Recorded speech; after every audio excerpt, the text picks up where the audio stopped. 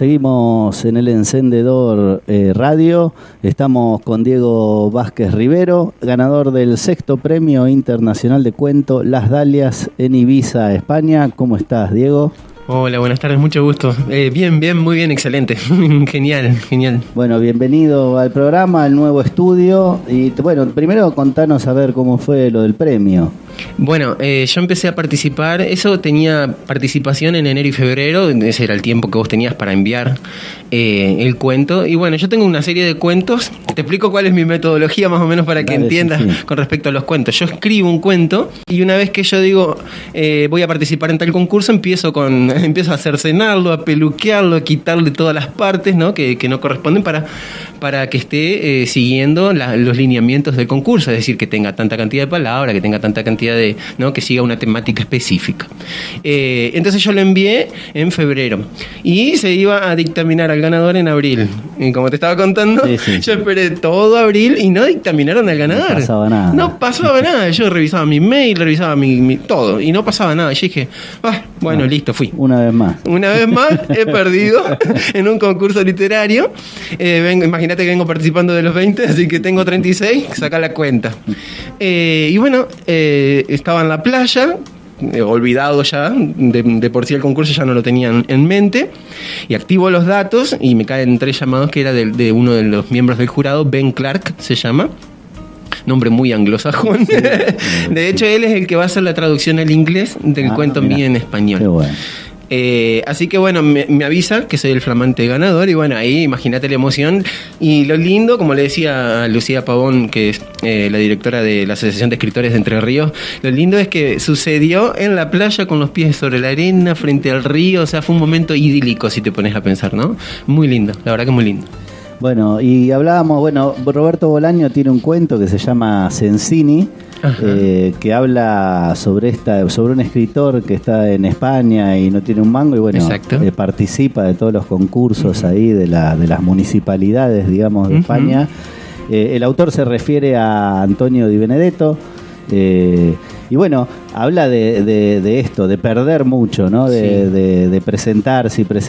Bueno, ¿hace cuánto más o menos estás? Y bueno, desde los 20. Y como vos decís, Roberto Bolaño. Ahí en Sobre. Sí, exacto, enviamos por Sobre. Yo me acuerdo de haber gastado plata enviando a España, chabón. O sea, imagínate la plata que gasté. Sí, más la impresión. Más todo, sí. Y por triplicado. Sumale eso que era un inexperto y era horrible lo que escribía, ya está, fui. Sí. Bueno, Roberto Bolaño lo que quiso hacer fue, viste que ahora están, todas las películas son sobre escritores. Todo el mundo es escritor hoy en día, bueno, las películas. Está lleno de poetas. Bueno, está lleno de poetas, escritores, todo el mundo sabe escribir. Ahora, Roberto Bolaños vio lo mismo en la literatura. Todo el mundo era el protagonista era un escritor.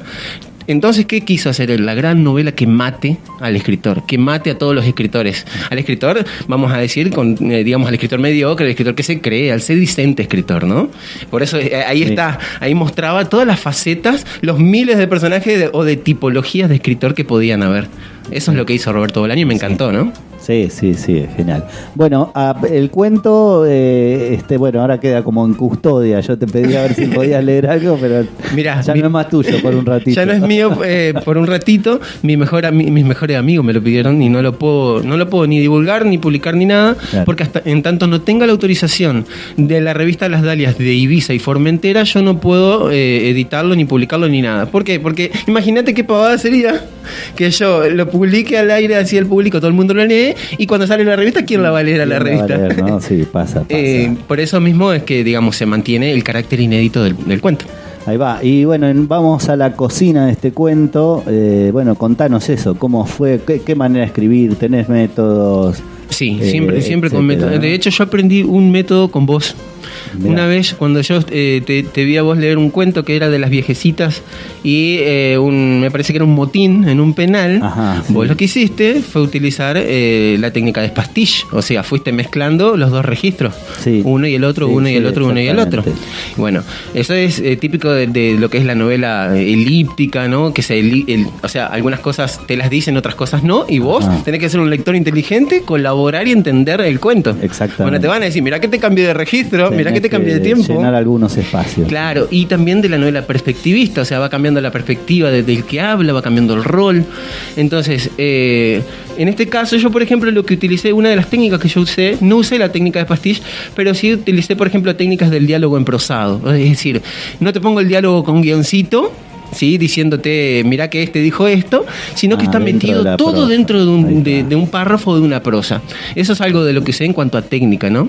Y después, bueno, ¿cómo surgió la idea? Y muy simple, yo pensé, Diego, ¿qué hubiese pensado o por qué situaciones hubiese pasado si a mí me hubiesen obligado a ir a una guerra sin sentido como la de las Malvinas?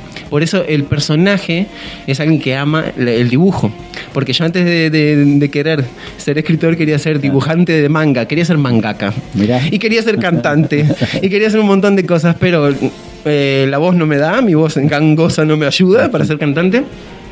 Dibujar manga y meterme en el tema de la historieta es muy costoso y bastante complicado. Entonces nosotros sabemos, vos y yo, que con una virome y un papel podemos hacer magia. Si lo haces bien, ¿no? Entonces yo creo que esa es una buena opción. Dije, esta opción es viable para mí. Así que opté por la escritura. Entonces me puse fui empático, me puse en la voz de esa persona que va a las Islas Malvinas, ¿no? Y algo de lo que te puedo adelantar es que lo hago al principio del cuento, hago que él haga un dibujito sobre la nieve, ¿no? Mientras espera a que venga un soldado británico. O sea, ya ahí hay drama, wow. Terrible drama, pero él está haciendo lo que él ama, ese personaje, está dibujando en medio de una guerra, está haciendo arte en medio de una guerra. ¿Qué es lo que yo hubiese hecho si a mí me pegaban un tiro y quedaba ahí tirado y lo último que quisiera hacer en mi vida sería dibujar, o escribir algo, ¿viste? Es decir, seré una flor que muere, pero al menos dejo algo de belleza en el mundo, ¿entendés? Claro. Sí, esa era la idea. Bueno, el futuro del cuento entonces queda plasmado en algún lugar. Me dijiste que lo van a traducir también. Exacto. Ben Clark va a hacer la traducción al inglés. Ahora, lo loco de esto es que, fíjate que es contra los británicos, o sea, sí, inglés. Hay una frase, la frase típica del fuck you, ¿no? Y está en inglés, y yo digo, ¿cómo van a hacer con esa parte? ¿La irán a dejar literal o qué onda? Claro. ¿Viste? Entonces, no sé cómo se las irá a arreglar ahí Ben Clark con el tema de la traducción, pero bueno, básicamente se va a publicar a finales de junio cuando se declara el ganador oficialmente.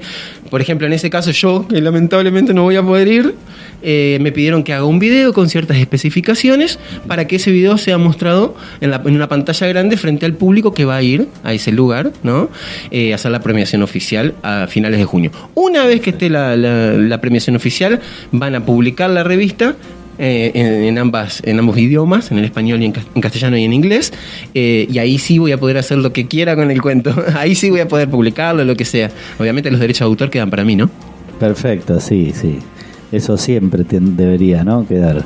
Escúchame, bueno, y me contabas esto, ¿todavía no publicaste o bueno, estás ahí encarpetando cosas? Bueno, contame eso de tu idea de la no publicación, digamos, sería. Exacto, a ver. No publicación bajo una editorial. Ahí está, muy bien, me encantó me encantó eso, ahí exacto.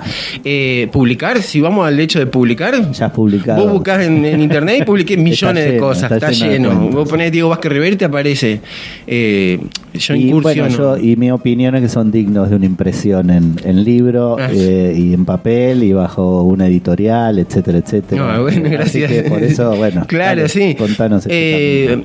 Yo incursiono en todo tipo de escritura, sea prosa, sea poesía, o sea, yo he escrito, por ejemplo, artículos para una revista que se llama Alma América de España, he escrito reseñas de tanto de libros como de películas, he escrito poesía clásica, libreversismo, haiku, lo que sea, he escrito en prosa, he escrito tipo monólogos narrativos, que son una especie de anecdotarios en prosa, cuentos, he escrito microdiálogos, así que me he ido por muchos lugares. ¿Tuviste ¿viste? Una época de sonetos también o no? Tuve una época de sonetos. El soneto, al contrario, yo tengo un amigo que se llama Adrián Calderín Gutiérrez, que es un sonetista excelso. Que yo le dije, vos sos poeta por nacimiento y sonetista por elección. Pero porque él domina el arte del soneto y prueba con distintas variantes en los tercetos, ¿viste? Claro. Si voy a mi caso, yo soy más decimista que sonetista. Me encantan las décimas, me parecen muy hermosas y me parecen útiles para narrar. O sea, volvemos al principio de la poesía, ¿no? Donde se narraba mediante la rima. Es decir, por ejemplo, vos tenés la décima espinela, que es un poco bastante limitante, ¿no? Yo a la décima espinela no la hago con la forma característica, con la estructura característica, sino que yo dejo el primer verso libre. ¿Para qué? Para concatenar las distintas estrofas en una historia. Entonces yo no escribo una décima, sino que te puedo escribir quizás 10 décimas concatenadas con el primer verso libre. Entonces te cuento una historia en forma de décima, ¿viste? Entonces por eso me gusta, porque el soneto, termina el soneto y chao. A menos que hagas un soneto espejado o un soneto espejado con estrambote o que hagas distintas variantes, pero el soneto sigue siendo soneto y no te permite contar una historia. La décima, al contrario de eso, sí. Es como pensar en Dante y la Divina Comedia. Tenés terza rima, ¿no? Son tercetos encadenados. Eso te permite contar una historia y vos vas usando los tercetos. O las cuartetas. Las cuartetas te permiten contar una historia. Entonces todo depende de tu habilidad, ¿no? Con la escansión, con la narrativa. Sí, lo que se quiera contar. Bueno, ¿y cuál es este pensamiento con el libro? Y viene un libro? Con respecto al libro, aguantándolo. Claro, con respecto al libro, yo pienso que un libro no debe ser un libretito, ¿sí? Sino que tiene que ser un libro hecho y derecho en cuanto a cantidad y en cuanto a calidad. Es decir, a mí me gusta que tenga volumen y que tenga consistencia, densidad, ¿no? Lírica. Tiene que tener una cierta densidad. Por ahí los escritores más jóvenes se apuran a publicar, esto ya lo hemos visto millones de veces, ¿no? Y publican cualquier cosa.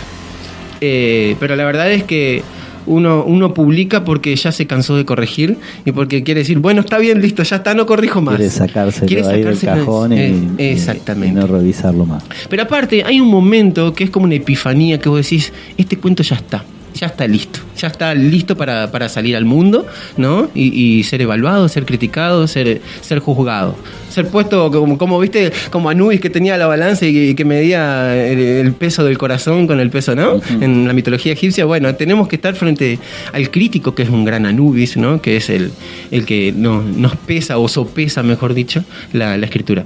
Bueno, entonces yo pienso que no voy a publicar hasta tanto no tenga alrededor de 18 cuentos que yo considere que tienen calidad y cantidad. Hasta ahora voy escribiendo 10 que yo considero que tienen calidad y cantidad. Voy escribiendo otra basofia más, una gran cantidad de basofia. Yo una vez vi una frase que estaba muy buena, que era que el tacho de basura tiene que ser más grande que la mesa de escritura. Tiene que haber mucho más dentro del tacho de basura que arriba de la mesa de escritura, y estoy totalmente de acuerdo. Y no solamente eso, concuerdo con otra frase de Fresán que decía que las raíces de un escritor no están en el suelo, sino en las paredes, en la biblioteca, porque son sus libros. Antes de escribir, antes de publicar siquiera, de animarte a publicar, porque es algo muy grosso publicar, hay que leer mucho. Y yo dije, hasta que no tenga un gran conocimiento de lo que es la literatura en todo su cabal sentido, yo no voy a publicar. Por honor y por respeto a los grandes que nos antecedieron, ¿entendés? Sí, porque si no es como que yo sentiría que es una falta de respeto. ¿Cómo va a publicar esta porquería? ¿Entendés? Yo lo sentiría así. Entonces, por ese gran respeto que yo le tengo a la literatura, prefiero esperar, paciente, tranqui, y mientras quizás, como sucedió ahora, ¿viste? Fui bendecido. Esos cuentos que están solitos, ¿sí? Los voy enviando a los concursos, y por ahí, ¿quién te dice? La pego como la pegué ahora, ¿entendés? Así es, estamos hablando con Diego Vázquez Rivero, ganador del 6º Premio Internacional de Cuento Las Dalias en Ibiza, España. Bueno, Diego, ¿querés contarnos algo más? ¿Podés dar tus redes como para que te sigan? Porque ahí también das clase, tenés pequeños videos que están buenos para entender la literatura desde su forma, más allá, ¿no? del contenido, que es importante. Exacto, porque lo que yo quiero es que se reivindique la calidad literaria, que se vuelva a ver esa calidad literaria que había antes, ¿viste? Quizás muchas veces se confunden. Por ejemplo, todos dicen que escriben haiku, pero no saben cómo se escribe haiku. A veces confunden el haiku con el libreversismo, y no es así, ¿viste? Entonces hay que instruir a la sociedad para que una sociedad instruida vuelva a consumir productos de calidad. y un producto de calidad solamente se va a ver con una sociedad instruida, ¿no? A la inversa. Por eso yo me pongo en el rol de docente, que ya lo tengo de por sí porque soy profe de inglés, Sí, claro. y utilizo esa didáctica, esa transposición didáctica, esa bajada áulica que se llama, que es cuando vos bajás algo que es complejo a lo simple para que los niños o los adolescentes te entiendan, ¿sí? Utilizo todas esas herramientas de la didáctica que incorporé en el profesorado para enseñarle a la gente lo que es, por ejemplo, un soneto, una décima, ¿no? Lo que es la escansión, qué significa, ¿no? La métrica, el ritmo, todo eso. Y bueno, eso lo hago a través de TikTok, por ejemplo, donde aparezco como Diego Vázquez Rivero 1, a través de Instagram, Diego Vázquez Rivero 1, y a través de YouTube con el Altillo de Baudelaire. En el Altillo de Baudelaire lo que hago son entrevistas a otros escritores. Las empecé en pandemia también, porque vos me contaste que acá empezaste en pandemia, ¿no? ¿Viste? Nos pusimos todo productivo en pandemia. Sí, algo había que hacer. Estábamos ahí al divino botón y dijo, ¿qué vamos a hacer? Vamos a hacer un programa de radio. Entonces yo invitaba por Zoom, por ejemplo, a escritores conocidos además, y dividíamos en 4 pantallas, y después, bueno, ya a mí que me encanta editar y demás, editaba y tenía mi programa que se llamaba Voces sin guión, y bueno, vamos haciendo ahí 1, 2, 3, pero lo importante es esto, compartir ideas, intercambiar opiniones, ¿viste? Conocernos, eso es lo importante, entre escritores.